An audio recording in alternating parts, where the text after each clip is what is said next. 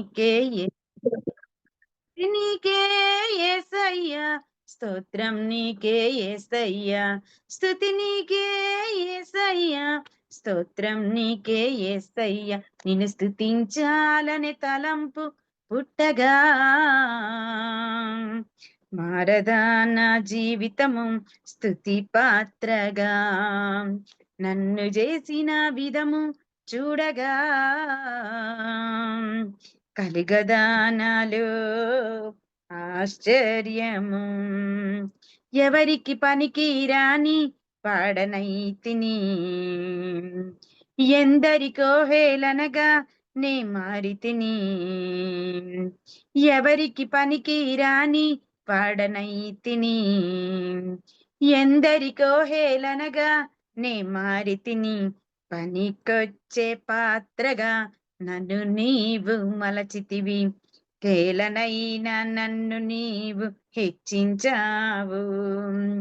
పనికొచ్చే పాత్రగా నన్ను నీవు మలచితివి, కేలనైన నన్ను నీవు హెచ్చించావు. స్తుతి నీకే యేసయ్యా, స్తోత్రం నీకే యేసయ్యా, స్తుతి నీకే యేసయ్యా, స్తోత్రం నీకే యేసయ్య. నిన్ను స్తుతించాలనే తలంపు పుట్టగా మారదా నా జీవితము స్తుతి పాత్రగా, నన్ను చేసిన విధము చూడగా కలుగదా నాలో ఆశ్చర్యము. నీకు సాక్షిగా నన్ను నిలిపితివి, నీ పని కొరకై నన్ను ఏర్పరచితివి.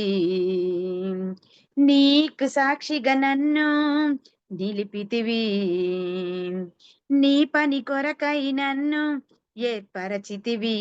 అర్పణమయ్యే పాత్రగా నన్ను నీవు చేసితివి, నీ సేవలు నన్ను నిలబెట్టితివి.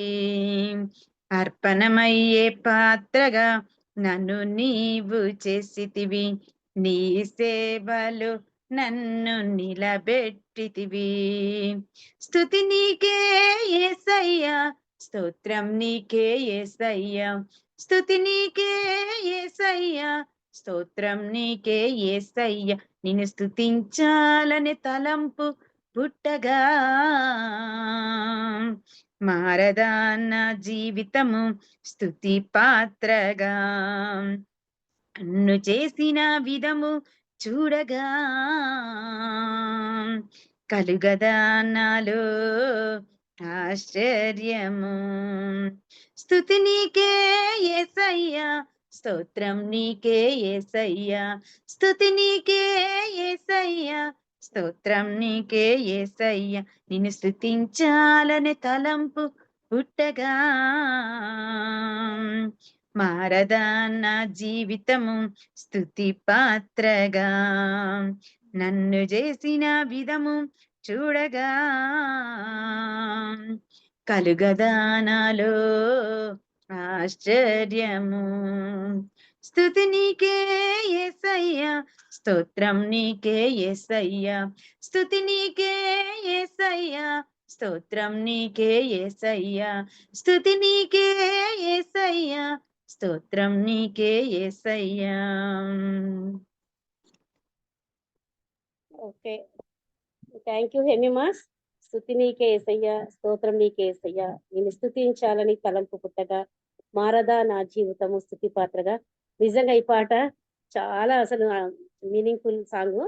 ఎప్పటికీ నిజంగా దేవుడు మనని, ఆయనని ఎప్పుడు స్తుతించాల మనం. నిజంగా మన జీవితంలో ఆయనను మనం ఏర్పరచుకున్నాడు. ఆయన బిడ్డలుగా మనం ఉన్నప్పుడు మన కష్టం వచ్చినా, బాధ వచ్చినా, మంచి జరిగినా, ఏది జరిగినా మనము అది దేవుని చిత్తానుసారంగా జరిగింది, అంతా మన మేలుకే జరిగిందని మనము దేవుని స్తుతించి ఇలా ఈ విధంగా ఈ పాట ప్రతి ఒక్కరి జీవితంలో అన్వయించుకొని ఈ పాట ఎప్పుడు పాడుకుంటే బాగుంటుంది అనిపిస్తుంది. నేను కూడా ఫస్ట్ టైం మేము ఈ పాట పాడడం, చూడడము, వినడము. స్తుతికి నీకే చక్కటి పాట పాడి దేవుని మహిమపరిచినావు, ఆరాధించినావు, నీకు ప్రేమ వందనాలు. అలాగే ఇప్పుడు మన మధ్యలోనే చక్కటి పాట పాడి దేవుని నామాన్ని మహిమపరిచి మంచి ఇన్స్పిరేషన్ సాంగ్ పాడి వినిపించిన హేమిమ నాగరాజు మరి మంచి వర్తమానం అందించి మమ్మల్ని ఆత్మీయంగా బలపరచాలని మీ వాక్యం షేర్ చేసుకోవాల్సిందిగా ప్రేమతో ఆహ్వానిస్తున్నాం. జూమ్ లో చేరిన సహోదరులందరికీ నా వందనాలు తెలియజేస్తున్నా. ముఖ్యంగా నాకు ఈ అవకాశం ఇచ్చిన కేజీ ఆంటీకి నా హృదయపూర్వక వందనాలు. మనం వాక్యాన్ని చూసుకుందాము. వాక్యానుసారంగా ప్రవర్తించడం ఎలాగా అని నేను ప్రిపేర్ అయినాను ఈరోజు. మనం వాక్యానుసారంగా ఏ విధంగా ప్రవర్తించాలనో దేవుడు కొన్ని మాటల ద్వారా మనతో మాట్లాడుతుండగా మనం దేవుని యొక్క వాక్యాన్ని అంగీకరిద్దాము. మొట్టమొదటిగా యాకోబు పత్రిక 1వ అధ్యాయము 22వ వచనాన్ని మనం చూసుకున్నట్లయితే, యాకోబు పత్రిక 1వ అధ్యాయం 22వ వచనం అండి. మీరు వినువారు మాత్రమే ఉండి మిమ్మును మీరు మోసపుచ్చుకొనకుండా వాక్య ప్రకారము ప్రవర్తించువారునై యుండుడి. కదండి, మనం ఎట్లుండాలంట? మనము వినువారం కాకుండా దాన్ని మనం మోసపుచ్చుకోకుండా వాక్య ప్రకారమే మనము ప్రవర్తించే వాళ్ళమై ఉండాలని దేవుడు మనల్ని హెచ్చరిస్తున్నాడు. మనం చిన్న ప్రార్థన చేసుకుందాం దేవుని సహాయం కోసం. అత్యున్నత సింహాసనం పైన ఆసీనుడైన మా పరలోకపు తండ్రి, అవును దేవా, ఈరోజు మాకు ఇచ్చినందుకు మీకు వేలాది వేల స్తోత్రాలు చెల్లిస్తుంటున్నాం. అవును తండ్రి, ఎంతో మందికి అయితే దేవా ఈ యోగ్యత లేదు, అయినప్పటికీ నాయన మీరు మమ్మల్ని సజీవ లెక్కలో ఉంచినారు. అవును తండ్రి, సజీవులే కదా నిన్ను స్తుతించుదురు అన్న రీతిగా నాయన మీరు మమ్మల్ని సజీవ లెక్కలో ఉంచి దేవా మిమ్మల్ని స్తుతించుటకు, స్తోత్రించుటకు, మమ్మల్ని కీర్తించుటకు ఇచ్చిన గొప్ప అవకాశాన్ని బట్టి నీకు స్తోత్రాలు చెల్లిస్తుంటున్నాం నాయన. అవును తండ్రి, ఇంతవరకు దేవా జూమ్ లోనైనా పాటల ద్వారా మీరు మహిమపరచబడినందుకు నీకు స్తోత్రాలు. అవునైనా తండ్రి, వాక్యం ద్వారా కూడా నైనా మీరు మాతో మాట్లాడమని అడుగుచుంటున్నాం.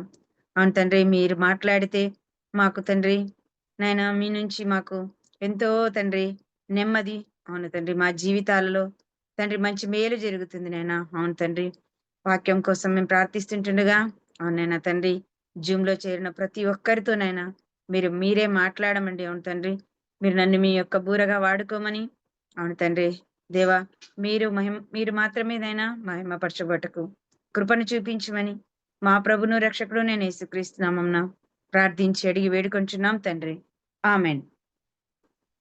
ఇక్కడ దేవుడు మనతో మాట్లాడుతున్నాడు. ఏమని మాట్లాడుతున్నాడంటే, మీరు వినువారు మాత్రమే యుండి మిమ్మును మీరు మోసపుచ్చుకొనకుండా వాక్య ప్రకారము ప్రవర్తించువారునైండుడి.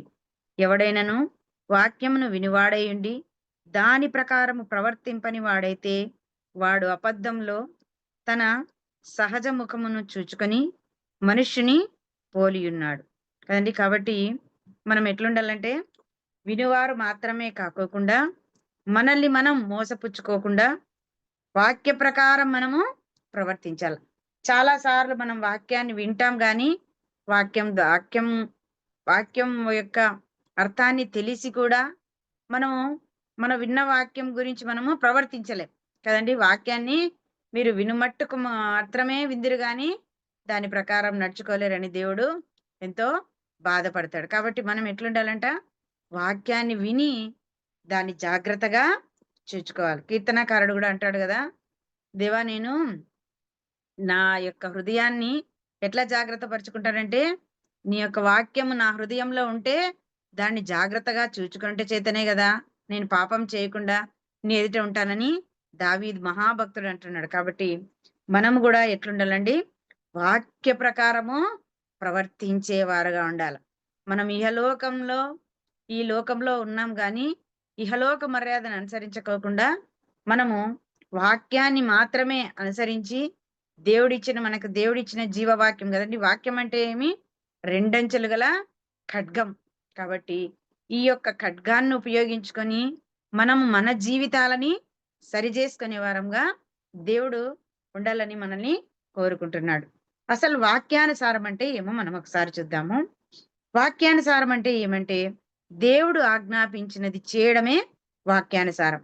మనం ద్వితీయోపదేశకాండం చూసినట్లయితే ద్వితీయోపదేశకాండం 6వ అధ్యాయము ఎవరైనా తీసింటే చదవచ్చు. ద్వితీయోపదేశకాండము 6వ అధ్యాయము 1 నుంచి 5 వరకు. నీవును నీ కుమారుడును నీ కుమారుని కుమారుడును నీ దేవుడైన యెహోవాకు భయపడి నేను నీకు ఆజ్ఞాపించు ఆయన కట్టడలనన్నిటినీ ఆయన ఆజ్ఞలన్నీయు నీ జీవిత దినములన్నిటిను గైకొనుచు నీవు దీర్ఘాయుష్మంతుడగినట్లు మీరు స్వాధీనపరచుటకు ఏరు దాటి వెళ్ళుచున్న దేశమందు మీరు జరుపుకొనుటకును మీకు బోధింపవలనని మీ దేవుడైన యెహోవా ఆజ్ఞాపించిన ధర్మశాస్త్రమంతయు అనగా కట్టడలను విధులను ఇవే. కాబట్టి ఇశ్రాయేలు నీ పితరులైన దేవుడైన యెహోవా నీతో చెప్పిన ప్రకారము పాలు తేనెలు ప్రవహించే దేశంలో మేలు కలిగి బహుగా అభివృద్ధి నొందినట్లు నీ వాటిని అనుసరించి నడుచుకునవలెను. ఏమనుసరించాలా? దేవుడు మనకిచ్చిన ఆజ్ఞలను కదండి. ఆజ్ఞలను అతిక్రమించడమే పాపం. ఆజ్ఞలన్నిటిని పాటిస్తే మనకిక్కడ దేవుడు ఏం చేస్తానంటున్నాడు? దేవుడు నీ జీవిత దినములన్నీ గైకొనమన్నాడు. ఒక ఆదివారం కాదు, ఒక మంగళవారం కాదు, ఒక గురువారం మాత్రమే కాదండి మనం గైకొనాల్సింది. ఎప్పుడంట? నీ జీవిత దినములన్నిటిలోనూ నీవు గైకొంటే దేవుడు ఏమిస్తాడంట మనకి? నీవు దీర్ఘాయుష్మంతుడగినట్లు నీవు స్వాధీనపరచుటకుంటకు కదండి ఏమైనా ఇస్తానని చెప్తున్నాడు. అంతేకాకుండా యెహోవా ఆజ్ఞాపించిన ధర్మం అంతయు అనగా కట్టడలను విధులను ఇవే. ఏమేమి ఆజ్ఞాపించినాడో మనం చూద్దాము. కిందికి వచ్చినట్లయితే ఇశ్రాయేలు వినుము, మన దేవుడైన యెహోవా అద్వితీయుడగు యెహోవా. కాబట్టి అంటే ద్వితీయుడు కదండి. అద్వితీయుడు అంటే చాలా గొప్ప దేవుడుగా మనం చూస్తున్నాం. నీ పూర్ణ హృదయంతోను నీ పూర్ణాత్మతోను నీ పూర్ణ శక్తితోను నీ దేవుడైన యెహోవాను ప్రేమింపవలెను. నేను నీకు ఆజ్ఞాపించి మాటలన్నిటిని ఎక్కడ పెట్టుకోవాలంటండి? మన హృదయములో కదా. హృదయం అనే పలక మీద మనం వాటిని రాసుకోమన్నాడు దేవుడు. వాటిని బాసికములుగా కూడా మనకి నుదుటిన కట్టుకోమని చెప్తున్నాడు కదండి. కాబట్టి దేవుడిచ్చిన ఆజ్ఞలని మనం ఏం చేయాలంట? వాటిని పాటించాల కంపల్సరీగా. అదే వాక్యానుసారమైన జీవితం అంటే అదే అన్నమాట. దేవుడు ఆజ్ఞాపించినది చేయడమే వాక్యానుసారం అన్నమాట. ఇంకొకటి మనం చూసినట్లయితే క్రీస్తు అనుసరించినది దేవుడు కదమ్మా. క్రీస్తు కూడా అనుసరించినది వాక్యంగా మనం చూస్తున్నాం. ఇది మనం గమనించినట్లయితే యోహాను సువార్త 6వ అధ్యాయము 38, 39లో యోహాను సువార్త 6వ అధ్యాయం 38వ వచనం 39వ వచనం గమనించినట్లయితే నా ఇష్టము నెరవేర్చుకొనుటకు నేను రాలేదు, నన్ను పంపిన వాని చిత్తము నెరవేర్చుటకే పరలోకము నుండి దిగి వచ్చి తిని, అయినా నాకు అనుగ్రహించిన దాని అంతటిలో నేనేమి పోగొట్టుకొనక అంత్య దినమున దాన్ని లేపుటే నన్ను పంపిన వాని చిత్తమై ఉన్నది అని అంటున్నాడు. ఇక్కడ మనం చూసినట్లయితే ఇక్కడ దేవుడు కూడా దేవుడు తండ్రి ఇచ్చిన ఆజ్ఞను ఇక్కడ పాటిస్తున్నట్టుగా మనం చూస్తున్నాం. దేవుడు దేవాది దేవుడై ఉండుకొని తండ్రి ఏం చెప్పినాడు? నువ్వు భూలోకానికి వెళ్ళి ఏం చెప్పినాడు? చిన్న శిశువుగా జన్మించి ఈ లోకంలో 33.5 సంవత్సరాలుండి నువ్వు శిలువ మరణాన్ని పొందిన తర్వాత పరలోకానికి ఆరోహణమై నువ్వు రాబల్లా అని చెప్పింటే దేవాది దేవుడు కదండి. సృష్టినంతటిని సృష్టించిన వాడు తండ్రి యొక్క మాటలను ఏం చేసినట్టుగా చూస్తున్నాము? గైకొనినట్లుగా చూస్తున్నాం. దేవుడు మనకిచ్చి దేవుడే తండ్రి దేవునికి ఆజ్ఞ ఇచ్చినప్పుడు తండ్రి కుమారుడికి లోబడినప్పుడు మనము కూడా దేవుని యొక్క చిత్తానికి దేవుని యొక్క ఆజ్ఞలకి ఏం చేయాలండి? లోబడాల్సిన వరంగా ఉంటున్నాం మనం. నా ఇష్టం నెరవేర్చుకుంటకు దేవుడు ఈ లోకానికి రాలేదు, తను తాను అద్భుత కార్యాలు చేయటకు ఈ లోకానికి వచ్చినాడు. గాని దేవుడి చిత్త ప్రకారము దేవుడు ఎట్లా తండ్రి చెప్పింటే అట్లా నెరవేర్చడానికి దేవుడు ఈ లోకానికి వచ్చినట్లుగా మనం చూస్తున్నాం. క్రీస్తును అనుసరించినాడు. ఏమనుసరించినాడు? ఈ యొక్క వాక్యాన్ని దేవుడు అనుసరించినట్టుగా చూస్తున్నాం. దేవుడు ఆజ్ఞాపించిన చేటనే వాక్యానుసారము. ఇంకొకటి మనం గమనించినట్లయితే అపోస్తులకు ఆజ్ఞాపించినది కదండి. ఇదే అపోస్తులకు కూడా ఆజ్ఞాపించినది మనం చూద్దాము. మత్తయి సువార్త 28వ అధ్యాయము 18వ వచనము. మత్తయి 28, 18.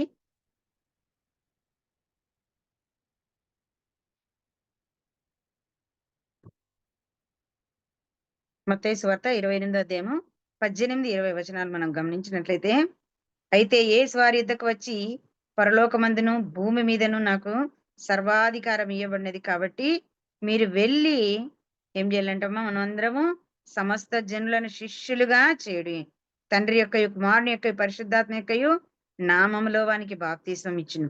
నేను ఏ సంగతులను ఆజ్ఞాపించి తినో వాటిని గైకొనవలనని వారికి బోధించుడి. ఇదిగో నేను యుగ సమాప్తి వరకు సదాకాలము మీతో కూడా ఉంటానని దేవుడు అంటున్నాడు. దేవుడు అందుకని అపోస్తలులకు ఏమని ఆజ్ఞాపించినాడు దేవుడు? అపోస్తలు అంటే పంపబడిన వారు కదండి. కాబట్టి దేవుని చేత ఎవరైతే ఏర్పరచబడిన వారు ఉంటారో వారికి ఏం చెప్తున్నాడంటే దేవుడు ఈ సంగతులన్నింటి గైకొనల్లా, అంతేకాకుండా బోధించాలంటున్నాడు దేవుడు. కాబట్టి మనం కూడా నేను దేవుని నమ్ముకున్నామమ్మా. దేవుడు ఏ సంగతులు మనకి ఆజ్ఞాపించినాడో వాటన్నిటినీ గైకొనవలనని వారికి బోధించుడి. మనకందరికీ తెలుసు కదండి, మనకు కొన్ని ఆజ్ఞలు ఇచ్చినాడు దేవుడు. నరహత్య చేయకూడదు, వ్యభిచరించకూడదు. ఇవన్నీ ఆజ్ఞలే కాకుండా ఇక్కడ ఏం ఆజ్ఞ ఇస్తున్నాడంటే దేవుడు, ఏ సంగతులను ఆజ్ఞాపించి తినో వాటిని గైకొని వారికి బోధించుడు. ఏం ఆజ్ఞ ఇస్తున్నాడు ఇక్కడ? తండ్రి యొక్క కుమారుని యొక్క పరిశుద్ధాత్మ నామంలో వారికి బాప్తిస్మం, సమస్త జనులను శిష్యులుగా చేయమని దేవుడు మనకు ఆజ్ఞ ఇస్తున్నాడు. మౌనమ్మ, మనం ఇన్ని రోజుల నుంచి మనము దేవుని నమ్ముకున్నాం కదండి. ఎంతమందిని మనము దేవునిలోకి తీసుకొని వచ్చినాం. ఒకానొకప్పుడు దేవుడు అడుగుతాడు కదా, దేవుడు ప్రత్యక్షమైనప్పుడు దేవుని యొక్క సన్నిధానంలో మనకు వెళ్ళినప్పుడు దేవుడు ఏమని అడుగుతాడు? నువ్వు నా కోసము ఎన్ని ఆత్మలు తెచ్చినావన్నప్పుడు, మనం ఒకవేళ ఆత్మలను తెచ్చింటే మనకి కిరీటాలు ఉంటాయంట, లేకపోతే కిరీటాలు ఉండవంట. కాబట్టి మనము కూడా దేవుని నమ్ముకున్న తర్వాత మనం ఏం చేయాలంటే దేవునికి శిష్యులుగా కొంతమందిని చేయమని చెప్తున్నాడు దేవుడు. అవునండి, వాళ్ళ కోసం మనం ప్రార్థించే వరంగా ఉన్నాం. అన్ని జనులు ఎంతో మంది ఉన్నారు, ఇంకా ఈ వాక్యం తెలియని వాళ్ళు ఉన్నారు. అసలు వాక్యం అంటేనే తెలియదు, దేవుడు అంటేనే తెలియని వాళ్ళు చాలా మంది ఉన్నారు. వాళ్ళందరినీ మనం ఏం చేయాలంట? నడిపించాలంట, వారికి బోధించాలంట. మనం ఎన్నో సార్లు బస్సుల్లో పోతుంటాం, దాండ్లలో పోతుంటాం. ఏమిట్లో మనం ప్రయాణం చేసినా మనం ఎట్లుండాలంటే ఇతరులకు మనము బోధించేలాగా ఉండాలని దేవుడు ఇక్కడ చెప్తున్నాడు. కాబట్టి అపోస్తలులకు ఆజ్ఞాపించినది కూడా దేవుడిది. ఏమని చెప్పినాడు? సర్వలోకానికి వెళ్ళి మీరు సర్వ సృష్టికి కారణభూతులైన దేవుని ప్రకటించమని చెప్తున్నాడు. కాబట్టి మనం ప్రకటించే వారంగా ఉండాల. పరిశుద్ధాత్మ దేవుడు ఏమని రాయించినాడో ఇంకొకటి చూద్దాం మనము. 2వ తిమోతి పత్రిక, 2వ తిమోతి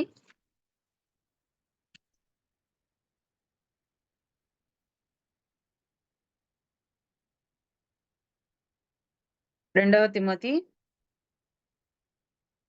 పరిశుద్ధాత్మ దేవుడు ఏం రాపించినాడంటే 3:15లో మనం గమనించినట్లయితే,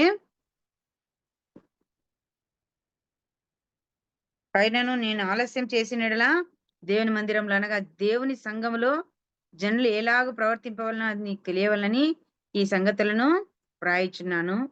సత్యంను మీ క్షేమంగా దైవభక్తిని గురించిన మర్మం గొప్పదే అనేది ఆయన సశరీరుడుగా ప్రత్యక్షమైన ఆత్మ విషయమై నీతిపరుడని తీర్పునందెను, దేవదూతలకు కనబడెను, రక్షకుడని జనములలో ప్రకటించబడెను, లోకమందు నమ్మబడెను, ఆరోహణుడై తేజోమయుడన్నట్లుగా మనం చూస్తున్నాం.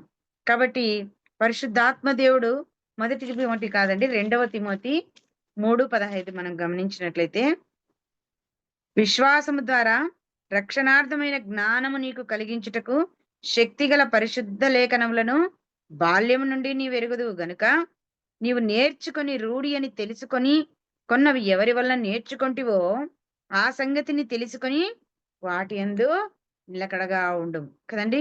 ఎవరి యందు నిలకడగా ఉండాలంట? మనం బాల్యం నుంచి ఎక్కడ నేర్చుకుంటాము? సంఘంలో నేర్చుకుంటాం, ఇంటిలో నేర్చుకుంటాం. ముఖ్యంగా ఎక్కడ ఎక్కువ మనం దేవుని దగ్గర నేర్చుకుంటాం. కాబట్టి రూఢి అని తెలుసుకున్నవి ఎవరి వలన నేర్చుకుంటివో ఆ సంగతులను ఏం చేయాలంటే వాటి యందు మనము నిలకడగా ఉండమంటున్నాడు దేవుడు. ఒక్కొక్కసారి మనం తప్పిపోతాం కదండి. మనం వాక్యం విషయంలో తప్పిపోతాం, ప్రార్థన విషయంలో తప్పిపోతాం, మాటల విషయంలో తప్పిపోతాం, చాలా చాలా విషయాలలో మనము తప్పిపోయే వారంగా ఉంటున్నాం. కాబట్టి దేవుని వాక్యం విషయంలో మనం తప్పిపోతే మనకు చాలా శ్రమ వస్తుంది. అందుకే దేవుడు మనల్ని వాక్యం ద్వారా చాలా హెచ్చరిస్తున్నాడు కదండి. కాబట్టి మనం ఎట్లుండాలంట? వాటి యందు నేర్చుకున్న వాటి యందు ఎట్లుండాలా? నిన్న నేర్చుకొని ఈరోజు మర్చిపోయేది కాదు. నిన్న సంఘంలో వాక్యం విని ఈరోజు దాన్ని మనము మర్చిపోకూడదు కదండి. సమూయేలు అంకుల్ ఎంత బాగా చక్కగా పోయిన నెలలో వచ్చిన అతను చాలా చక్కగా వాక్యం చెప్పినాడు. ఆ వాక్యాలన్నీ మనం ఏం చేయాలి? మనము నిలకడగా ఉండాల వాటి యందు. చాలా మనం ఎట్లా హృదయాన్ని నలగొట్టుకోవాలా? మనము ఎట్లా నలిగిపోవాలా దేవుని కోసం కదండీ! దేవుని కోసం నలిగిపోవాలని చాలా చక్కగా చెప్పినాడు వాక్యం. అట్లా మనం గూడా దేవుని యొక్క వాక్యం ద్వారా మనం ఏం నేర్చుకుంటున్నామో ఆ సంగతి తెలుసుకొని ఏం చేయాలంటే దేవుని యొక్క వాక్యంలో మనము నిలకడగా ఉండాల. మనకు కష్టం వచ్చిందని చెప్పేసి మనం దేవునిలో తప్పిపోయేది కదండీ! మనకు నష్టం వచ్చిందని మనం దేవున్ని విడిచిపెట్టడము ఇవన్నీ మనము చేయకూడదు. చేస్తాం మానవులు కాబట్టి సహజంగా. మళ్ళా దేవుని యొక్క కృప మనం దేవున్ని విడిచిపెట్టినా దేవుని యొక్క కృప మనల్ని ఎప్పుడూ విడిచిపోదు. కాబట్టి దేవునిలో ముఖ్యంగా మనము వాక్యంలో నిలకడగలిగిన వారంగా మనం ఉండాలని దేవుడు మనల్ని హెచ్చరిస్తున్నాడు. ఇంకా మనం చూసినట్లయితే లేఖన గ్రంథంలో ఉన్నవి. ఏమేం లేఖనములు ఎక్కడున్నాయంట? మన యొక్క బైబిల్ గ్రంథంలోనే ఉన్నాయి కదండీ! మనం గమనించినట్లయితే ఎఫెసీ పత్రిక 3-6 వరకు చూసుకున్నట్లయితే ఎఫెసీ 3వ అధ్యాయము 3-6 వరకు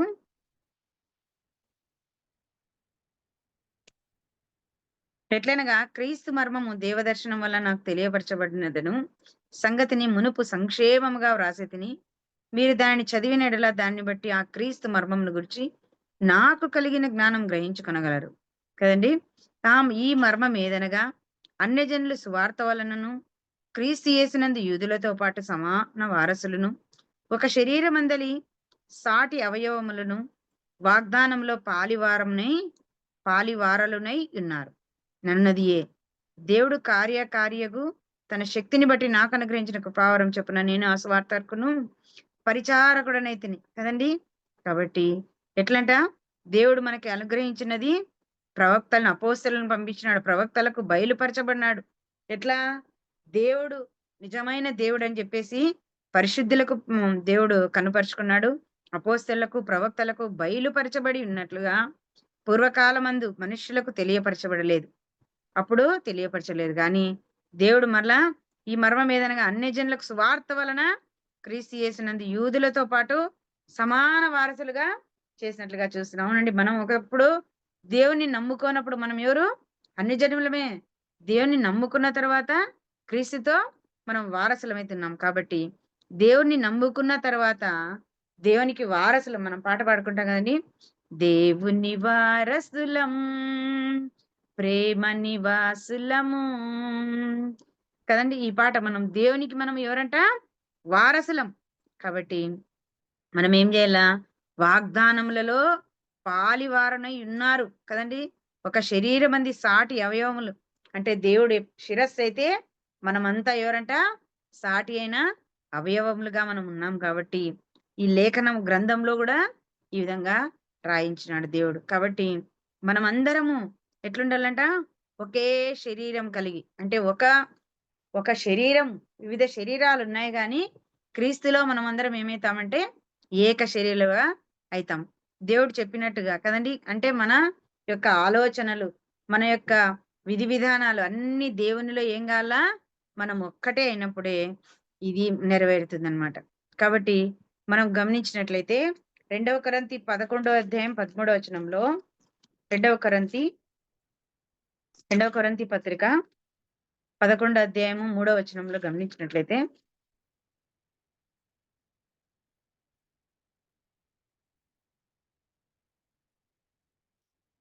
సర్పము తన కుయుక్తి చేత హవ్వను మోసపరిచినట్లు మీ మనస్సులను చెరపబడి క్రీస్తు ఎడలనున్న సరళత నుండి పవిత్రత నుండి ఎట్లైనను తొలగిపోవునేమో అని భయపడుచున్నాను కదండి. ఎట్లంటే మనము సర్పము కుయుక్తి చేత హవ్వను మోసపరిచింది కాబట్టి ఆ రోజు ఆదాము కదా, ఆదాముని హవ్వని దేవుడు ఎక్కడి నుంచి వెళ్ళగొట్టేసినాడు? ఏదేని తోట నుండి వెళ్ళగొట్టేసి ఒక ఖడ్గ జ్వాలను పెట్టినాడంట. మళ్ళా ఏమన్నా పోయి వాళ్ళు మంచి చెడ్డల నుంచి వృక్ష ఫలాలు, జీవవృక్ష ఫలాలు ఎక్కడ తింటారోననేసి దేవుడు వాళ్ళని చెదరగొట్టినట్లుగా చూస్తున్నాం. కాబట్టి హవ్వను మోసపరిచినట్లు మీ మనస్సులను చెరపబడి కదండి. మన మనస్సులు ఒక్కొక్కసారి దుర్బోధల నుంచి ఏమైపోతాంటే చెరపబడుతుంటాయి. కాబట్టి అట్లా చెరపబడుకోకుండా క్రీస్తు ఎడలనున్న సరళత నుండి పవిత్రత నుండి ఎట్లైనను తొలగిపోవునేమో అని భయపడుచున్నాను కదండి. మనం కూడా దేవుని దగ్గర నుండి, దేవుని యొక్క వాక్యం నుండి, దేవుని యొక్క సంఘం నుండి మనం తప్పిపోకుండా మనం జాగ్రత్తగా చూసుకోవాలన్నమాట. ఎందుకంటే మనం తప్పిపోయేది చాలా తక్కువగా, మనం తప్పిపోవడం అంటే చాలా సులువుగా తప్పిపోతాం. కానీ దేవునిలో నిలబడాలంటే మనకు చాలా టైం పడుతుంది. నువ్వు ఎన్ని రోజులు విశ్వాసిగా ఉన్నా కూడా మనం ఇంకా విశ్వాసాన్ని సంపాదించుకుంటాం దినదినము. మా మా ఎడల దేవుడు ఏమైతున్నాడంట, అభివృద్ధి చెందుతున్నాడనే చెప్తున్నాడు పౌలు.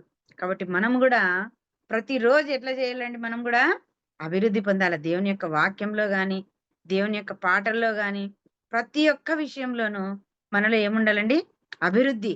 ఈ రోజు ఇంకొక వాక్యం నేర్చుకుంటే రేపు ఇంకా మనము అభివృద్ధి చెందాలి. మన పిల్లల్ని మనం అట్లే చూస్తాం కదా, అయ్యో నా బిడ్డ పెరిగి పెద్దోడైనాడు, ఇంకా పెరుగుతున్నాడు కదా, ఇంకా పెరిగిపోయినాడు అని మనం అనుకుంటాం. అట్లనే దేవుడు కూడా మనలో ఏం కోరుకుంటాడంటే, దినదినము దేవుని యొక్క వాత్సల్యత మనపై మెండుగా కుమ్మరిస్తూ దేవుడు మనల్ని తన యొక్క ఆత్మ అభివృద్ధిలోకి తీసుకొని రావాలని చాలా అనుకుంటాడనమాట. ప్రకటన గ్రంథము 22:19 మనం గమనించినట్లయితే, ప్రకటన 22:19,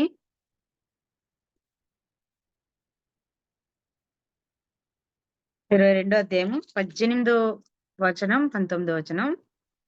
ఈ గ్రంథమందు ప్రవచన వాక్యములను విను ప్రతి వానికి నేను సాక్ష్యం ఇచ్చినదేమనగా, ఎవడైనను వీటితో మరి ఏదైనాను కలిపిన ఎడల ఈ గ్రంథంలో వ్రాయబడిన తెగులు దేవుడి వారికి కలుగజేస్తాడంట కదండి. కాబట్టి మనం ఎట్లుండాలా, చాలా జాగ్రత్తగా ఉండాలా.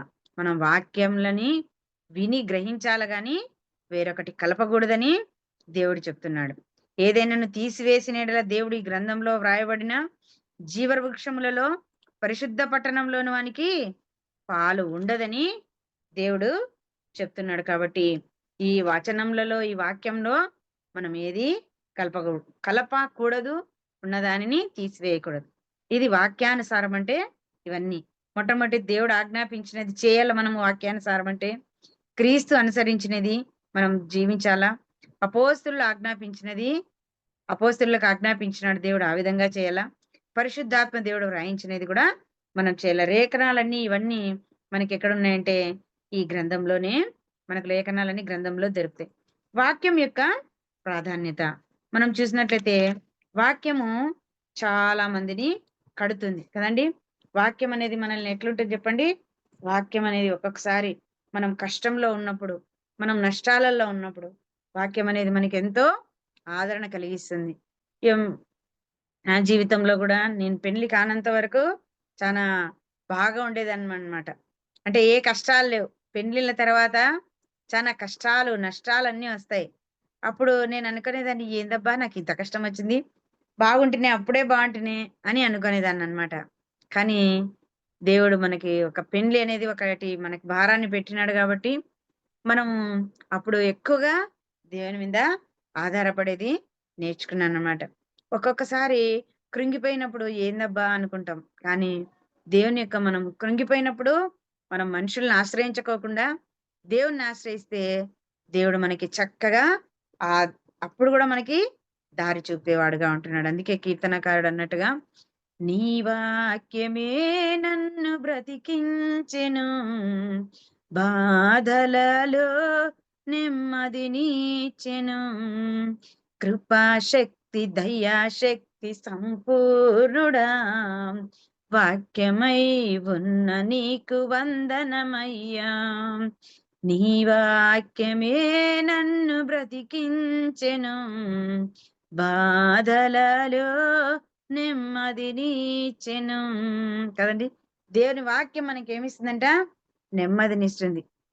దేవుని వాక్యం మనల్ని బలపరుస్తుంది. దేవుని వాక్యం మనకి త్రోవ చూపుతుంది కదండి. కష్టాలలో ఉన్నప్పుడు, అవును దేవా నేను ఎట్లా నడచాలా నాకు తెలియదు అన్నప్పుడు దేవుని యొక్క వాక్యం ఏం చేస్తుందంటే మనల్ని ఆదరిస్తుంది, మనకి దారి చూపుతుంది, మనల్ని ఎంతో నెమ్మదిగా పరుస్తుంది అన్నమాట. కాబట్టి ఈ వాక్యాన్ని మనం ఎప్పుడే గాని మర్చిపోకూడదు అన్నమాట. ఎందుకంటే మనం వాక్యాన్ని వదిలిపెడితే ఇక్కడికి వెళ్ళిపోతాం. లోకం నిండా ఏముందండి, నేత్రాశ, శరీరాశ, జీవపుడము, ఎక్కువగా సైతాను ఎవరిని మృంగుదునా అని తిరుగుతాంది. కాబట్టి సైతాను యొక్క చేతులలో మనము పడిపోయే అవకాశం ఉంది. ఎప్పుడైతే మనము దేవుని యొక్క వాక్యంలో నిలబడతామో సైతాన్ మనల్ని ఏమీ చేయలేదన్నమాట. మనం వాక్య ప్రకారం ప్రవర్తించిన వారిని కొంతమందిని చూద్దాము. వాక్య ప్రకారంగా ప్రవర్తించిన వారు ఎవరెవరు ఉన్నారో చూద్దాం. నోవహు వాక్య ప్రకారము జీవించినట్లుగా మనం చూద్దాము. ఆదికాండము 6వ అధ్యాయము,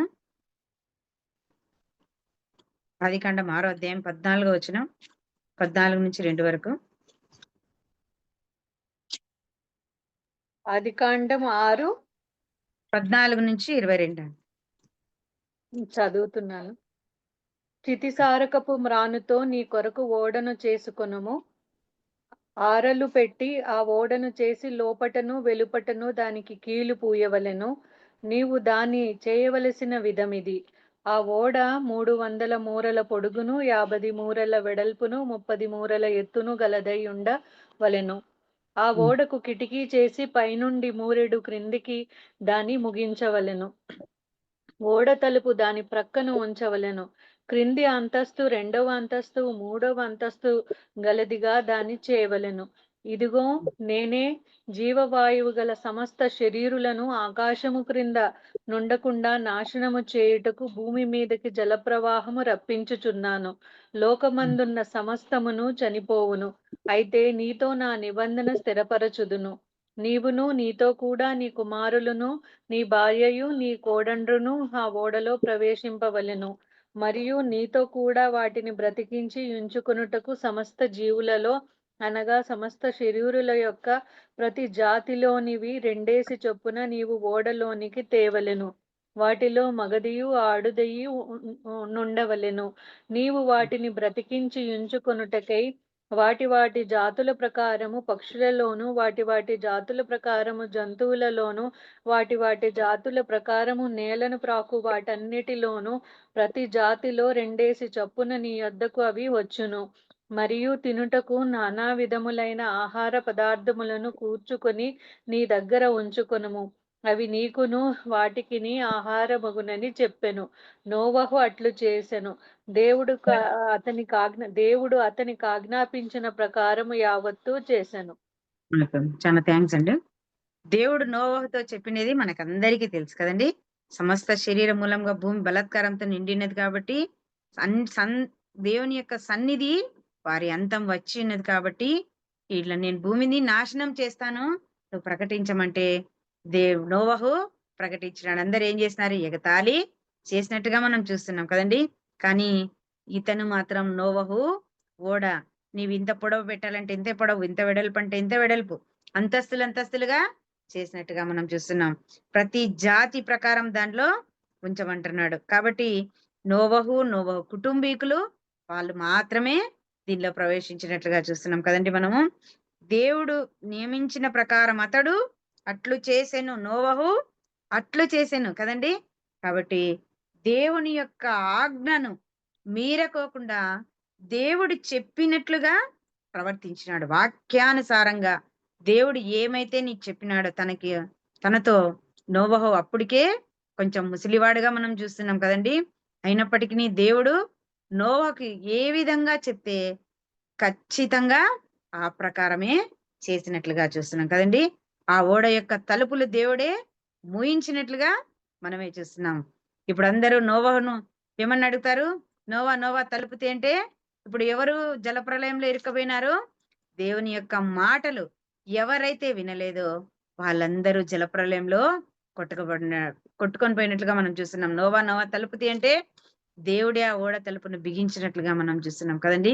కాబట్టి మనము కూడా దేవుని యొక్క ఆజ్ఞలను, దేవుడిచ్చిన మాటలను, దేవుడు రాయించిన ఆజ్ఞలను మనం కూడా పాటించకపోతే మనం కూడా ఎత్తబడే గుంపులో ఉండం కదండి. విడవబడే గుంపులో ఉంటాం. అయ్యో దేవా నేను నీకోసం ఇవన్నీ చేసినానంటే దేవుడు ఏమంటాడు? నాకు ఎవరో మీరు తెలియదు అని చెప్తాడు. కాబట్టి మనం కూడా దేవుని యొక్క వాక్య ప్రకారము జీవించేది నేర్చుకోవాలండి. కాబట్టి ఈ నోవహు ద్వారా మనం ఏం నేర్చుకుంటున్నామంటే దేవుడు ఏ విధంగా అయితే చెప్పినాడో దేవుడు చెప్పిన విధంగా నోవహు విన్నట్లుగా చూస్తున్నాం. విన్నాడు కాబట్టే నోవహు ఆ కాలం అంతట్లోనూ వాళ్ళ కుటుంబం మాత్రమే రక్షించబడింది. మిగతా వాళ్ళందరూ విడవబడినట్లుగా మనం చూస్తున్నాం. కాబట్టి మనం కూడా అప్పుడు ఎంత కష్టం కదండి. చిత్సారకపు మ్రాను ఒకడే తెచ్చి అంతా కొట్టి కదా ఒక్కడే తను కష్టపడినట్లుగా చూస్తున్నాం. ఇప్పుడు దేవుడు మనకి ఎన్నో ఆజ్ఞలు ఇచ్చినాడు. అవి పాటించమంటే మనం పాటించుకోకుండా వదిలేసే దేవుడు మాత్రము మనల్ని ఖచ్చితంగా శిక్షిస్తాడు. కాబట్టి దేవుడు వాక్య ప్రకారము నోవహు జీవించినట్లుగా చూస్తున్నాం. నీవు నేను కూడా మనము వాక్య ప్రకారంగా జీవించవలసిన వారమై ఉన్నాం. మోషే కూడా వాక్య ప్రకారము జీవించినట్లుగా మనం చూస్తున్నాం. రెండవ వాడు ఎవరంటే మొట్టమొదటిగా నోవహు వాక్య ప్రకారం జీవించినాడు. మోషే మనం మోషేని చూసినట్లయితే నిర్గమాకాండము 40వ అధ్యాయము 16వ వచనం. నిర్గమాకాండం 40వ అధ్యాయం 16వ వచనం. మోషే ఆ ప్రకారము చేసెను. యెహోవా అతనికి ఆజ్ఞాపించిన వాటినన్నిటినీ చేసెను. అలాగుననే చేసెను. మోషే ఏం చేసినాడు? ఆ ప్రకారమే చేసినట్లుగా మనం చూస్తున్నాం కదా. ఆ ప్రకారమే చేసినంటే దేవుడు ఏమి చెప్పింటే ఆ ప్రత్యక్ష గుడారంలో ఇవి నువ్వు అక్కడ పెట్టమంటే అక్కడే పెట్టినాడు, ఇది చేయంటే ఇట్లనే చేసినాడు. కావాలంటే మనం గమనించినట్లయితే అతనికి ఆజ్ఞాపించిన వాటన్నిటినీ చేసెను, ఆ ప్రకారమే చేసెను, వాటన్నిటినీ చేసెను, అలాగుననే చేసెను. ఎంత మంచి క్లియర్ కట్ గా చెప్తున్నాడు చూడండి. దేవుడు ఎట్లా చెప్పింటే అట్లనే విన్నట్లుగా చూస్తున్నాం. మనం 18వ అధ్యాయంలో 18వ వచనంలో చూసినట్లయితే మోషేకు ఆజ్ఞాపించినట్లు చేసెను. నెక్స్ట్ 20వ వచనంలో చూడండి. యెహోవా మోషేకు ఆజ్ఞాపించినట్లు అతడు శాసనంలను తీసుకొని మందసంలో ఉంచి కదండి. నెక్స్ట్ చూద్దాం 22వ వచనం. యెహోవా మోషేకు ఆజ్ఞాపించినట్లు కదండి. నెక్స్ట్ 24వ వచనంలో గమనించినట్లయితే మోషేకు ఆజ్ఞాపించినట్లు ప్రత్యక్ష గుడారంలో కదండి. నెక్స్ట్ మనం గమనించినట్లయితే 26వ వచనంలో మోషేకు ఆజ్ఞాపించినట్లు. నెక్స్ట్ 28వ వచనంలో యెహోవా మోషేకు ఆజ్ఞాపించినట్లు. నెక్స్ట్ 30వ వచనంలో యెహోవా మోషేకు ఆజ్ఞాపించినట్లు. నెక్స్ట్ చూడండి ఇక్కడ అలాగున సంపూర్తి చేసెను కదండి. కాబట్టి దేవుడు ఎట్లా చెప్పితే అట్లా వాక్య ప్రకారము మోషే జీవించినట్లుగా చూస్తున్నాం కదండి. 4 లక్షల మంది సైన్యాన్ని మోషే నడిపించినట్టుగా చూస్తున్నాం కదా. కానీ అంతమందిని నడిపించినాడు గాని ఒక్క తప్పు వలన ఏం చేసినాడు? పాలు తేనెలు ప్రవహించే దేశాన్ని చూడలేక పోయినాడు. ఏమన్నాడు చెప్పండి? దేవునికి విరోధంగా ఒక్క మాట మాత్రమే మాట్లాడినాడు. ద్రోహులారా అన్న ఒక్క విషయానికి దేవుడు ఒప్పుకోలేదు కదా మోషేని. ఇశ్రాయేలీలు కదా నేను ఏర్పరచుకున్న వాళ్ళని నువ్వు మాట్లాడినావని దేవుడు మోషేని పనిష్మెంట్ చేస్తున్నాడు అక్కడ. అయినా కూడా మోషే ఎంతో హ్యాపీగా అంగీకరిస్తున్నాడు. మనమైతే దేవుని నిలదీసే వాళ్ళం, ఏం దేవా నేను ఇంతమందిని నడిపిస్తే నువ్వు నాకు ఇచ్చే ప్రతిఫలం ఇదేనా అని మనమైతే అడిగేవాళ్ళం. మనం అంతే కదా. ఏదైనా ఒకటి చేస్తే మనకు 10 ప్రతిఫలాలు కావాలి. కానీ మోషే ఏమీ ఆశించలేదు. బండతో మాట్లాడమంటే బండను కొట్టినాడు. ద్రోహులారా అన్నందుకు దేవుడు ఏం చెప్పినాడు? నేను నిన్ను ఆ దేశానికి నిన్ను ఆ దేశంలో ప్రవేశపెట్టను. నువ్వు ఎక్కడి నుంచి చూడాలా? నెబో శిఖరం మీద నుంచి నువ్వు చూడని అక్కడి నుంచి చూపిస్తే దానికే మోషే ఏమైనాడండి? విన్నాడు. ఒక్క మాట గాని గొనిగినట్లు గాని సనిగినట్లు గాని తన జీవితంలో మనం చూడలేదు. మనం కూడా అండి ఎంతమంది ఎన్ని రోజులు వాళ్ళని అరణ్యంలో నడిపించినట్లుగా చూస్తున్నాం కదా. 40 సంవత్సరాలు వారిని నడిపించినాడంటే మోషేకు ఎంత ఓపిక కదా. ఎంతో చెప్పినాడు దేవుడు, నత్తివాడిని దేవా నేను అంటే ఏమని చెప్పినాడు? నువ్వు నోరు బాగా తెరువు, నేను నీకు నింపుతానులే, నేను నీకు సహాయం చేస్తానులే అన్నాడు. అక్కడ కూడా వదిలిపెట్టలేదు. దేవా నా చేత కాదంటే నువ్వు నువ్వు బయలుదేరి ఇక్కడి నుంచి నేను నీతో చాలా చేయించాల్సినవి ఉన్నాయంటే మోషే దేవుని యొక్క మాట విని కదండి ఫరో దగ్గరికి పోయినట్టుగా మనం చూస్తున్నాం. వారందరినీ రక్షించినట్టుగా చూస్తున్నాం.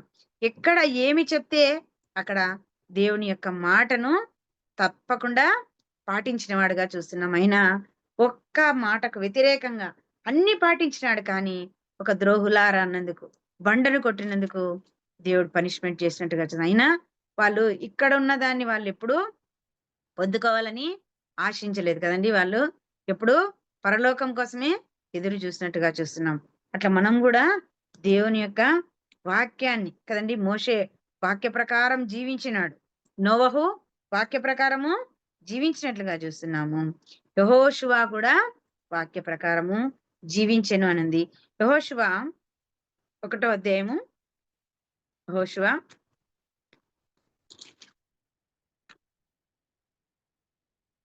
1వ అధ్యాయము 6-9 వరకు. నిన్ను విడువను, నిన్ను ఎడబాయను, నిబ్బరము కలిగి ధైర్యముగా నుండుము. వారికిచ్చెదనని నేను వారి పితరులతో ప్రమాణము చేసిన ఈ దేశమును నిశ్చయముగా నీవు ఈ ప్రజల స్వాధీనము చేసెదవు. అయితే నీవు నిబ్బరము కలిగి జాగ్రత్తపడి బహుధైర్యముగా నుండి నా సేవకుడైన మోషే నీకు ఆజ్ఞాపించిన ధర్మశాస్త్రం అంతటి చొప్పున చేయవలెను. నీవు నడుచు ప్రతి మార్గమున చక్కగా ప్రవర్తించునట్లు నీవు దాని నుండి కుడికి గాని ఎడమకు గాని తొలగకూడదు. ఈ ధర్మశాస్త్ర గ్రంథమును నీవు బోధింపక తప్పిపోకూడదు. దానిలో వ్రాయబడిన వాటన్నిటి ప్రకారము చేయుటకు నీవు జాగ్రత్త పడునట్లు దివారాత్రము దాని ధ్యానించిన ఎడల నీ మార్గమును వర్ధిల్ల చేసుకుని చక్కగా ప్రవర్తించెదవు. నేను నీకు ఆజ్ఞ ఇచ్చి ఉన్నాను గదా. నిబ్బరము కలిగి ధైర్యముగా నుండుము, దిగులు పడకము, జడియకము. నీవు నడుచు మార్గమంతటిలో నీ దేవుడైన యెహోవా నీకు తోడై ఉండును. మనం కాగా గమనించిన యెహోషువలో మోషే తర్వాత నాయకుడు యెహోషువ. మోషే కంటే కూడా అద్భుత కార్యములు చేసినట్లుగా మనకందరికీ తెలుసు కదండి. యెహోషువ ఎవరిని ఆపినాడు? సూర్యుని ఆపినాడు, చంద్రుడిని ఆపినాడు కదా. సూర్యుడా నువ్వు గిబియోన్లో నిలువుము, చంద్రుడా నువ్వు అయ్యాలోన్ లోయలో నిలువమంటప్పుడు ఆ సూర్య చంద్రులని నిలిపేసిన గొప్ప ప్రవక్తగా మనం యెహోషువను చూడవచ్చు. ఇంకా యెహోషువ మోషే కంటే కూడా చాలా అద్భుత కార్యాలు, ఆశ్చర్య కార్యాలు జరిగినట్టుగా మనం చూస్తున్నాం, చేసినట్టుగా. ఇక్కడ ఏమని చెప్తున్నాడంటే, నిన్ను విడువను, నిన్ను ఎడబాయను, నిబ్బరం కలిగి ధైర్యంగా ఉండుమంటున్నాడు. కాబట్టి ధైర్యంగా ఉంటే నేను నీకు మోషే ధర్మశాస్త్రం ప్రకారము చొప్పున నువ్వు చేయమన్నాడు. నువ్వు నడుచు ప్రతి మార్గంలో చక్కగా ప్రవర్తించినట్లు నీవు దాని నుండి కుడికి గాని ఎడమకు గాని తొలగిపోకూడదు అంటున్నాడు కదండి. దేవుడు ఏమని ఆజ్ఞిస్తున్నాడు మనకు కూడా? మనం కూడా ఒక్కొక్కసారి తప్పిపోతుంటాం కదా. దేవుని యొక్క మార్గంలో ఉండకుండా ఒక్కొక్కసారి ఎడమ పక్కన పోతా ఉంటాం, ఒకసారి కుడి పక్కకు పోతుంటాం కదా. కాబట్టి ఎడమకు తొలగద్దు, నువ్వు కుడికి తొలగవద్దు. ఎక్కడ ఉండాలంట?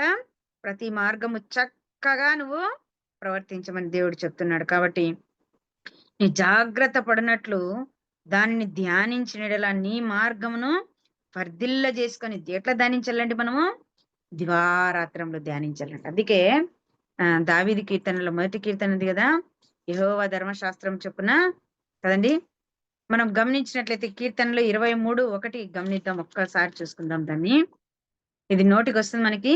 దుష్టుల ఆలోచన చొప్పున నడవక, పాపుల మార్గంలో నిలువక, అపహాసకులు కూర్చుండి చోటను కూర్చుండక, యెహోవా ధర్మశాస్త్రం నందు ఆనందించుచు దివారాత్రంలో దానిని ధ్యానించువాడు ధన్యుడంట కదండి. మనం కూడా దేవుని యొక్క ధర్మశాస్త్రం, దేవుడిచ్చిన ధర్మశాస్త్ర గ్రంథం ఏదంటే మనకి ఇదే కదండి. కాబట్టి ఈ వాక్యంలో మనం ఎట్లుండాలంట? దివారాత్రంలో దాన్ని ధ్యానించి కదా దానిలో చక్కగా నిలవబడమంటున్నాడు దేవుడు. కానీ మనం దీనిలో నిలబడం, దేంట్లో నిలబడతాము? అబద్ధాల్లో నిలబడతాము కదా. ఇంకా కొన్ని విషయాలలో నిలబడతాం. దేవుడు ఏమన్నాడు? దానిలో మాత్రమే నువ్వు చక్కగా నిలబడితే నీ ప్రతి మార్గము చక్కగా ప్రవర్తించినట్లు నీవు దానికి ఉంటే నేను ఏం చేస్తానంటున్నాడు దేవుడు? ధ్యానించిన ఎడల నీ మార్గమును వర్ధిల్లుతుందంట కదండి. మనము వాక్యాన్ని ప్రకారము జీవిస్తే మన మార్గం ఏమైతుందంట? వర్ధిల్లుతుంది. వాక్యాన్ని మనం ఎప్పుడైతే విడిచిపెడతామో తొట్టిల్లుతాం, జారి పడిపోతాం, మనం వర్ధిల్లలేం. దేవుడే చెప్తున్నాడు ఇక్కడ, నువ్వు వాక్యాన్ని విని దాన్ని గైకొంటే మాత్రమే నువ్వు వర్ధిల్లుతావు. దేవుడు అన్నాడు కదండి. దేవుడు ఖచ్చితంగా మనల్ని ఆశీర్వదిస్తాడు. ఎట్లా? 30దంతలుగా, 60దంతలుగా, 100ంతలుగా ఆశీర్వదించే దేవుడే అంటున్నాడు. కాబట్టి మనం వాక్యంలో ఎట్లా నిలబడాలా? ధైర్యంగా నిలబడాలి, నిబ్బరం కలిగి కదా.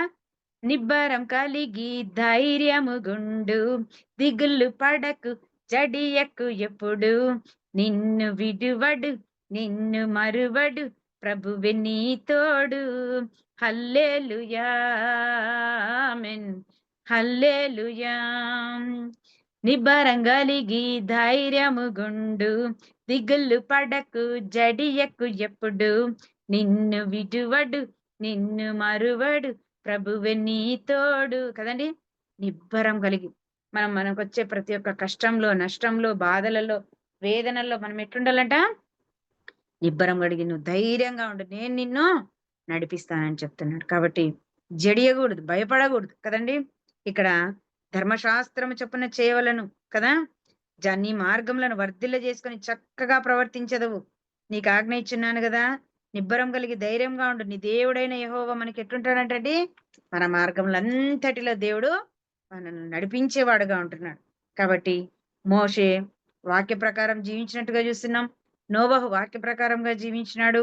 యెహోషువ వాక్య ప్రకారంగా జీవించినట్టుగా చూస్తున్నాం. ఇంకా వధువు క్రైస్తవులు కూడా వాక్య ప్రకారము జీవించినట్లుగా చూస్తున్నాం. మొదటి తెస్సలోనిక పత్రిక 1వ అధ్యాయం 7వ వచనం. మొదటి తెస్సలోనిక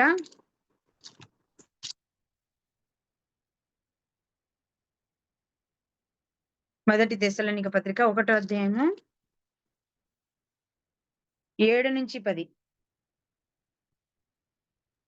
కాబట్టి మాసిదోనియలోను అకయలోను విశ్వాసులందరికీ మాదిరి అయితిరి. ఎందుకనగా మీ యొద్ద నుండి ప్రభువు వాక్యము మాసిదోనియలోను అకయలోను మ్రోగెను. అక్కడ మాత్రమే గాక ప్రతి స్థలమందును దేవుని యొడల ఉన్న మీ విశ్వాసమును వెల్లడాయను గనుక మేమేమియు చెప్పవలసిన అవశ్యము లేదు. మీ యొద్ద మాకెట్టి ప్రవేశము కలిగెనో అక్కడి జనులు మమ్మును గూర్చి తెలియజెప్పుచున్నారు.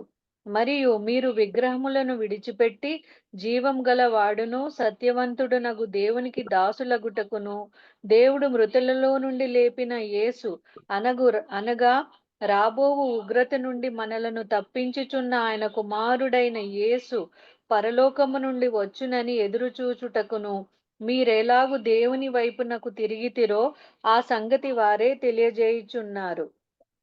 ఈ వధువు క్రైస్తవులు ఏం తెలియజేస్తున్నారు? మనము కదా, మరియు మీరు విగ్రహములను విడిచిపెట్టి జీవము గలవాడును సత్యవంతుడకు దేవునికి దాసులగుటకు, దేవుడు మృతులలో నుండి లేపిన యేసుననగా రాబో ఉగ్రత నుండి మనల్ని తప్పించుటకు పరలోకం నుండి వచ్చినని కదండి. ఇదంతా మనకు తెలిసిన వాక్యమే. కాబట్టి మనం వాక్య ప్రకారము ప్రవర్తించకపోతే దేవుడు ఎట్లా ఉంటుందో మనకి తెలియజేస్తున్నాడు కదా. అక్కడ మాత్రం ప్రతి స్థలమందు దేవుని ఎడలో ఉన్న మా విశ్వాసం వెల్లడాయను కనుక మనం ఉన్న స్థలంలో అంతా మనకు ఏముండాలండి? మంచి పేరుండాల. మనం ఎక్కడ పని చేస్తామో కదా, మనం ఎక్కడ నివసిస్తామో, ఒక ఇంట్లో గాని, ఒక స్కూల్లో గాని, మనం చేసే ఒక ఉద్యోగాలలో గాని ఎవరు కావాలా? ఎట్లా కావాలంటండి మనము? దేవుని ఎడలో ఉన్న మా విశ్వాసం వెల్లడాయను గనుక మేమేమియో అవశ్యం లేదు. మీ యొద్ద మాకు ఎట్టి ప్రవేశం కలిగిన మమ్మును గురించి తెలియజెప్పుచున్నారు కదండి. మనల్ని గురించి ఎవరు తెలియజెప్పాలంట? అవిశ్వాసులైన వాళ్ళు కదా. మనం లోకంలో నివసించే వాళ్ళు మన గురించి ఏం చెప్పాలా? అయ్యో వాళ్ళు ఇట్లున్నారు, వాళ్ళు ఈ విశ్వాసంలో ఉన్నారు, వాళ్ళు విశ్వాసులు కదండి, వాళ్ళు పలానా వాళ్ళు మంచి వాళ్ళు క్రైస్తవులు అంటున్నారు కానీ వాళ్ళు చాలా మంచి వాళ్ళు, చాలా భక్తిగా ఉంటారనే మాట వాళ్ళే చెప్తున్నారంట కదా. కాబట్టి విగ్రహములను విడిచిపెట్టి జీవం గలవాడిని సత్యవంతుడు దేవునికే దాసులు కావాలంట. మనం ఎవరికి కావాలండి? మనం చాలా మందికి దాసులు అవుతుంటాం, దాసోహం అవుతుంటాం కదా. మనల్ని పొగిడితే చాలా ఇష్టపడుతుంటాం. అట్లా కాకుండా దేవుడు ఏమంటున్నాడు? దేవునికే దాసులు కమ్మని చెప్తున్నాడు. కాబట్టి మనము వాక్య ప్రకారం వీళ్ళందరూ ప్రవర్తించిన వాళ్ళుగా మనము చూస్తున్నాం. వాక్య ప్రకారము ప్రవర్తించని వాళ్ళని మనం చూద్దామండి. ఇంతవరకు వాక్య ప్రకారం ప్రవర్తించిన వాళ్ళని చూద్దాం. వాక్య ప్రకారం ప్రవర్తించిన వాళ్ళని చూసుకొని మనము ముగించుకుందాము. వాక్య ప్రకారం ప్రవర్తించిన వారు ఇశ్రాయేలీలు కదా. హెబ్రీ పత్రిక 4వ అధ్యాయం 1వ వచనం 3వ వచనం గమనించినట్లయితే, హెబ్రీ పత్రిక 4వ అధ్యాయం 1-3 వచనాలు. 1-3 వరకా? 1-3 వరకు. ఆయన యొక్క విశ్రాంతిలో ప్రవేశించుదమను వాగ్దానము ఇంకా నిలిచియుండగా మీలో ఎవడైనను ఒకవేళ ఆ వాగ్దానము పొందకుండా తప్పిపోవునేమో అని భయము కలిగి ఉందము. వారికి ప్రకటింపబడినట్లు మనకును సువార్త ప్రకటింపబడెను. గాని వారు వినిన వారితో విశ్వాసము గలవారై కలిసి ఉండలేదు గనుక విన్న వాక్యము వారికి నిష్ప్రయోజనమైన దాయెను. కాగా జగత్పునాది వేయబడినప్పుడే ఆయన కార్యములన్నీయు సంపూర్తి అయ్యున్నను. ఈ విశ్రాంతిని గూర్చి నేను కోపముతో ప్రమాణము చేసినట్టు వారు నా విశ్రాంతిలో ప్రవేశింపరు అని ఆయన చెప్పిన మాట అనుసరించి విశ్వాసులమైన మనము ఆ విశ్రాంతిలో ప్రవేశించుచున్నాము. కదండి. కాబట్టి ఇశ్రాయేలీలు దేవుని మాట విననట్లుగా చూస్తున్నాం. ప్రవర్తించలేదంట వాళ్ళు. ఎట్లా ప్రవర్తించలేదు? ఒకవేళ ఆ వాగ్దానం పొందకుండా తప్పిపోనేమోనని భయము కలిగి ఉందాం. వారికి ప్రకటించబడినట్లు మనకు సువార్త ప్రకటించబడను గాని వారు వినిన వారితో విశ్వాసము గలవారే కలిసి ఉండలేదు గనుక విన్న వాక్యం వారికి నిష్ప్రయోజనమైనదే ఆయన కదండి. వారు అన్ని చేస్తారు, అన్ని పెడతారు గాని మళ్ళా మాకేమంటారు, అవి లేవే ఇవి లేవే అని వాళ్ళకి విశ్వాసం లేని వారుగా ఉంటున్నట్లుగా మనము చూస్తున్నాం. కాబట్టి మనము ఇశ్రాయేలీల మాదిరి ఈ వాక్య ప్రకారం ప్రవర్తించని వారి మాదిరి మనం ఉన్నట్లయితే దేవుడు ఏమంటున్నాడంటే, జగత్ పునాది వేయబడక ముందు ఆయన కార్యములన్నీ సంపూర్తి అయి ఈ విశ్రాంతిని గురించి నేను కోపంతో ప్రమాణం చేసినట్లు నా విశ్రాంతిలో ప్రవేశింపలేరు కదండి. కాబట్టి మనము ఒకవేళ చనిపోయినను మనము ఏమనింది, మనకి నిరీక్షణ ఉంది కదా దేవుని దగ్గరికి పోతామని. ఎప్పుడైతే మనము ఈ విశ్వాస విషయంలో వాక్య ప్రకారం మనం ప్రవర్తించలేదో దేవుడు యొక్క మనము నిత్య శాంతిలోకి ప్రవేశించలేమని దేవుడు మనతో మాట్లాడుతున్నట్టుగా మనం చూస్తున్నాం. నేటి సంఘాలు కూడా వాక్య ప్రకారము ప్రవర్తించడం లేదని ఇంకొక వాచనం చూసుకుందాం. ప్రకటన 3:1-3 మనం గమనించినట్లయితే ప్రకటన 3వ అధ్యాయము 1వ వచనం 3వ వచనం, సార్దీస్ లో ఉన్న సంఘపు దూతకి ఇలాగు రాయము, 7 నక్షత్రములను దేవుని 7 ఆత్మలు గలవాడును చెప్పు సంగతులేవనగా, నీ క్రియలను నేను ఎరుగుదును. ఏమనగా, జీవించుచున్నావన్న పేరు మాత్రం ఉన్నది గాని నీవు మృతుడవే. నీ క్రియలు నా దేవుని ఎదుట సంపూర్ణమైనవిగాను నాకు కనబడలేదు గనుక జాగరూకుడవై చావనై ఉన్న మిగిలిన వాటిని బలపరచుము కదండి. కాబట్టి మనం ఏం చేయాలంట, నీవేలాగు ఉపదేశం పొందితివో ఎలాగు వింటివో జ్ఞాపకం చేసుకొని దాన్ని గైకొనుచు మారు మనసు పొందమంటున్నాడు కదండి. మనము నేటి సంఘాలన్నీ ఎట్లున్నాయంటే, నేటి సంఘాలు మారు మనసు పొందిన వారంగానే కనిపిస్తున్నాం గాని మనలో ఎటువంటి మార్పు లేదు. దేవుడు ఏమంటున్నాడు, నీవు జీవించుచున్నావన్న పేరు మాత్రమే ఉంది గాని నీవు మృతుడవే.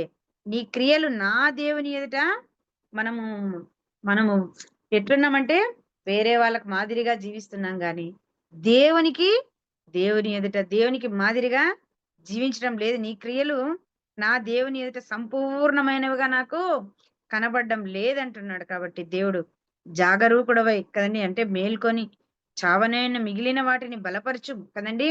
కాబట్టి మనము మేలుకొని దేవుని ఎదుట ఎట్లుండాలంటే, దేవుని యొక్క మన క్రియలు దేవునికి బాగా తెలుసంట. జీవిస్తున్నాం అనే పేరు మాత్రం ఉంది గాని మనలో ఏం లేదంట, నీవు మృతుడవే అంటున్నాడు. కాబట్టి మనం కూడా మనల్ని మనము ఒక్కొక్కసారి పరీక్షించుకోవాలి కదండి. కాబట్టి వాక్య ప్రకారం ప్రవర్తించిన వాళ్ళు ఏమంటున్నాడు దేవుడు, నువ్వు నా జాగరూకుడవై చావనైన మిగిలిన వాటిని బలపరచుము కదండి. కాబట్టి మనం అట్లా దేవుని దగ్గర ఏం చేయాల, మారు మనసు పొందమని దేవుడు జ్ఞాపకం చేస్తున్నాడు. మొదటి స్థితిని మనం గమనించుకొని కదండి గైకొనుచు నీవేలాగు ఉపదేశము పొందితివో ఎలాగు వింటివో జ్ఞాపకం చేసుకోమని. ఉపదేశం అంటే ఎక్కడంటే మంచి మాటలు. మంచి మాటలు మనకి ఎవరు చెప్తారు? అందరూ చెప్పరు కదా. దేవుని యొక్క సంఘంలో మాత్రమే దేవుని యొక్క వాక్యం వినబడుతుంది. దేవుని యొక్క వాక్యం వినబడినప్పుడు మనం ఏం చేసుకోవాలా, సరిదిద్దుకోవాలా. వింటివో జ్ఞాపకం చేసుకొని దానిని గైకొనక దానిని గైకొనుచు మారు మనసు పొందాలి కదండి. మార్పు చెందకుంటే మనం దేవుని రాజ్యంలోనికి ప్రవేశించం. కాబట్టి దేవుడు మనకి నేటి సంఘాలు కూడా వాక్యం విని ప్రవర్తించని వారుగా ఉన్నట్టుగా చూస్తున్నాం. సువార్థికులు మరియు బోధకులు కదండి. 2వ తిమోతి 4వ అధ్యాయం 10వ వచనంలో చూద్దాం. 2వ తిమోతి 4వ అధ్యాయం 10వ వచనం,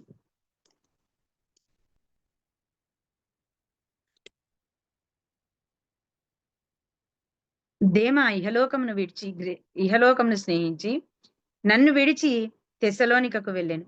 క్రీస్తే గలతీయులకును తీతుకును దల్మతీయకును వెళ్ళిరి కదండి. కాబట్టి ఈ లోకాన్ని దేమా కదండి. పౌలుతోనే ఎప్పుడు పరిచర్యలో ఉన్నవాడే, పౌలుతో ఎప్పుడు తిరిగిన వాడే. కానీ ఇహలోకానికి వదిలేసి ఏం చేస్తున్నాడంటే ఇహలోకాన్ని అనుసరించి వెళ్ళిపోయినట్లుగా చూస్తున్నాం. మనం కూడా మొదట్లో దేవుని నమ్ముకున్న మొదట్లో మనం కూడా చాలా మంచి విశ్వాసులుగా ఉంటాం కదండి. రాను రాను మన విషయం ఏమైతుంది, మన విశ్వాసం అనేది సన్నగిల్లి పోతుంది. కాబట్టి దేమా వాక్య ప్రకారం ప్రవర్తించుకోకుండా కదండి వెళ్ళిపోయినట్లుగా చూస్తున్నాం కదా. ఎవరికి నష్టము? మనకే నష్టం. ఇంట్లో అలిగితే మనకే నష్టమే, ఎక్కడ అలిగినా మనకే నష్టమే. దేవునితో అలిగితే ఇంకా చాలా నష్టాలు కష్టాలు వస్తాయి. కాబట్టి దేమా ఏ విధంగా ఇహలోకాన్ని వదిలేసి కదండి లోకం కోసము దేవుణ్ణి వదిలేసి పౌలుని వదిలేసి వెళ్ళిపోయినట్లుగా మనం చూస్తున్నాం. కాబట్టి ఇతను కూడా వాక్య ప్రకారము ప్రవర్తించిన వాళ్ళలో చేర్చబడినట్లుగా మనం చూస్తున్నాం. 2 తిమోతి 2:17-18 మనం గమనించినట్లయితే 17 అండి. 17-18 కొరుకు పుండు ప్రాకినట్టు వారి మాటలు ప్రాకును, వారిలో హుమెనయును పిలేతును ఉన్నారు. వారు పునరుద్ధానము గతించినని చెప్పుచు సత్యము విషయము తప్పిపోయి కొందరి విశ్వాసమును చెరుపుచున్నారు. అయినను కదండి. దేవుని యొక్క స్థిరమైన పునాది నిలకడగా ఉన్నది. ప్రభువు తన వారిని ఎరుగును అనునదియు, ప్రభువు నామమును ఒప్పుకొను ప్రతివాడును దుర్నీతి నుండి తొలగిపోవలెనని అనునదియు దానికి ముద్రగా ఉన్నది.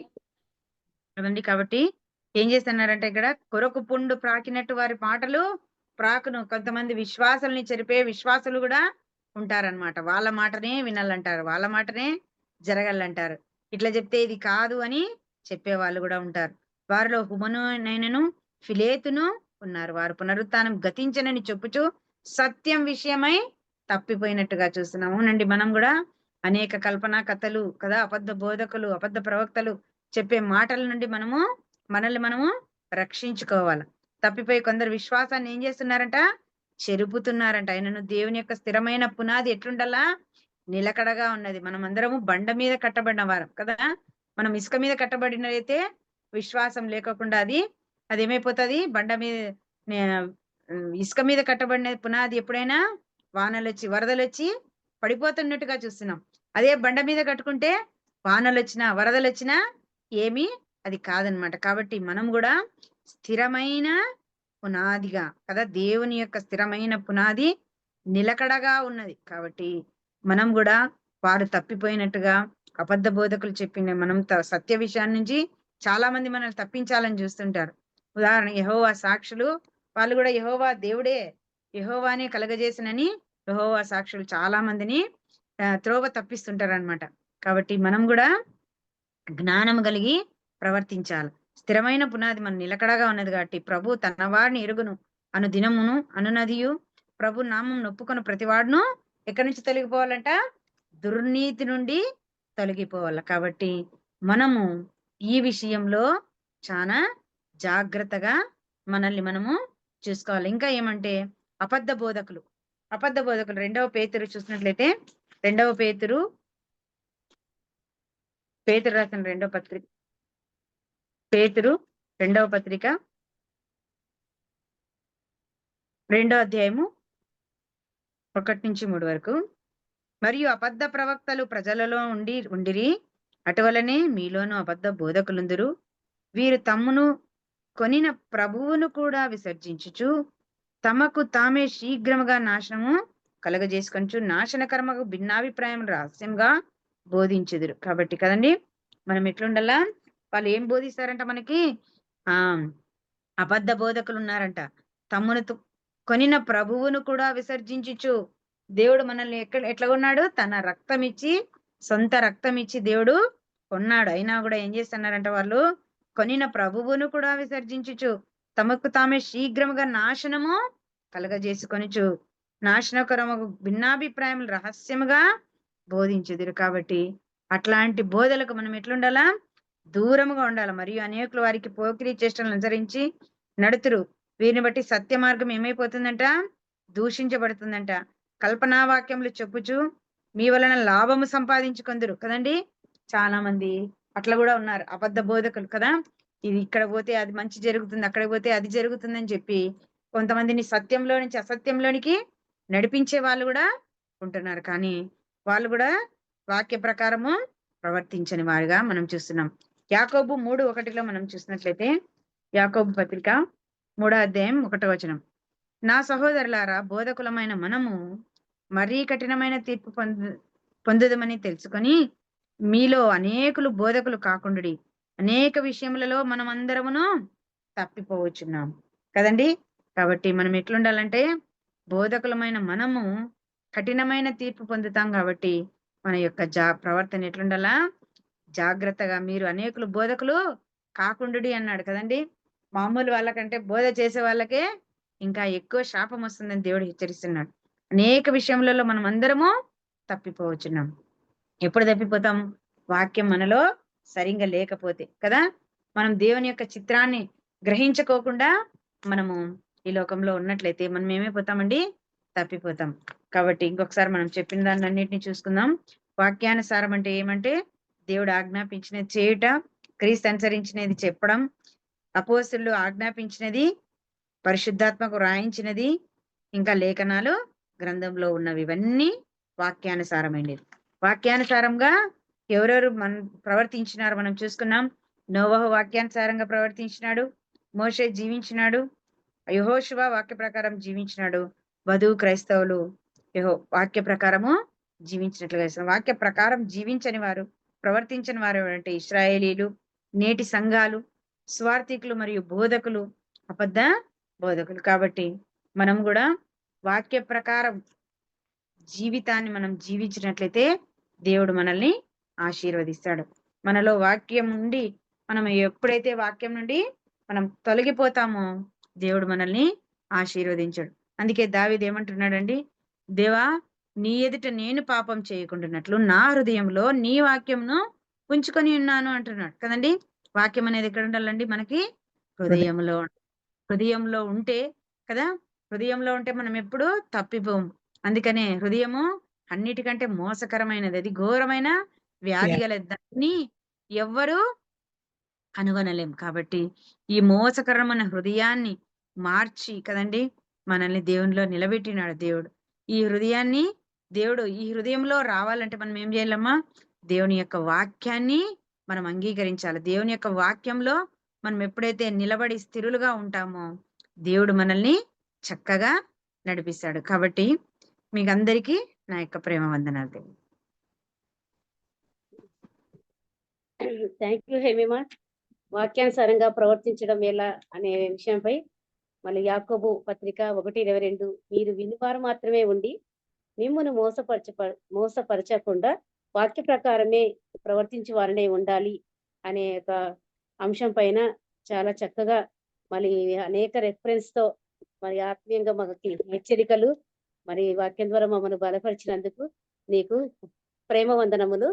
మరి చివరికి కూడా మరి నువ్వు ఒకసారి మళ్ళీ ఫీడ్బ్యాక్ కూడా ఇచ్చేసినావు. కాబట్టి ఈ రోజు మనము వాక్యం ద్వారా ఎలా ఉండాలి, మరి దేవుళ్ళు మన జీవితం ఎట్లా సరి చేసుకోవాలనేది చాలా రెఫరెన్స్ ద్వారా మరి హేమేమో మనకు చక్కటి వాక్యం అందించారు. మన వాక్యం విని మరి వాక్యం వింటాం, కానీ వాక్యం విని దాని ప్రకారంగా జాగ్రత్త చూసుకోవాలి. మరి దావీదు భక్తుడు చెప్పినట్టు నా హృదయంలో వాక్యం ఉంటే మనం పాపం చేయకుండా ఉంటామనేది. ఇహలోక మర్యాదను అనుసరింపక మరి రెండంచుల ఖడ్గం వాక్యం కాబట్టి మన జీవితాలను వాక్యం ద్వారానే సరి చేసుకోవాలి.